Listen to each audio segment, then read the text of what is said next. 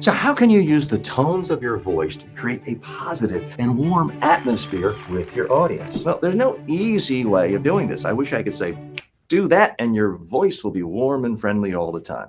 It's not that simple. You got to step back a minute and ask yourself, what's messing up your vocal tone to begin with? Typically, it's because you're nervous. And when you're nervous, your voice can kind of sound like this because you're thinking about, what am I going to say 5 seconds from now? And I don't want to mess up anything. Or I'm reading a PowerPoint bullet point. And that sounds awful. The voice is too consistent. It's flat. It's a type of monotone. But I'm willing to bet when you're with your best friends and you're talking about some sporting event where you were all there together, or you're actually watching a sporting event together, your voice is fine. It's because your voice is occasionally going louder, sometimes softer, sometimes you're yelling, sometimes you're whispering.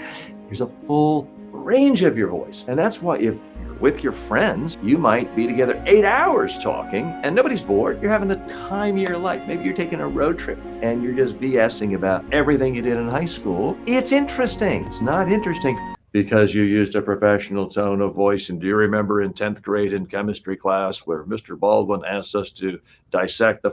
No, that's not how you're talking.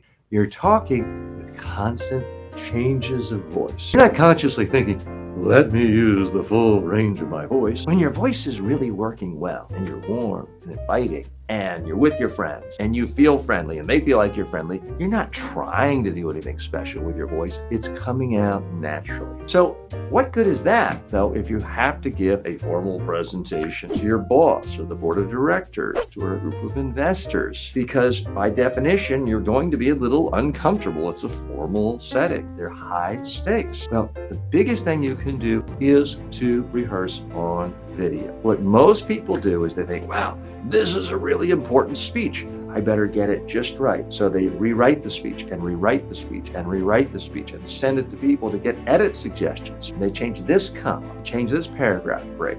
And if they're using PowerPoint, they change the logo and the slide and the color scheme and the size font and the type of font. All of these things are just an excuse to keep you from having to do the one thing you should do, but you don't want to do. And that is to rehearse. Because the thing about text on a piece of paper or a PowerPoint screen is you can't tell the vocal intonations. You can't tell if someone sounds friendly, confident, warm, or mean, scared, or nervous by looking at text. You only can gather that information by listening to someone. You cannot listen to how you sound in your speech unless you practice it in advance. I know you don't want to do it. None of my clients want to do it. The problem is, it's the only thing that really works. It's the only thing that will give you feedback on how you sound, whether your voice is warm and friendly, whether you sound like someone other people would want to have a meal with or to avoid.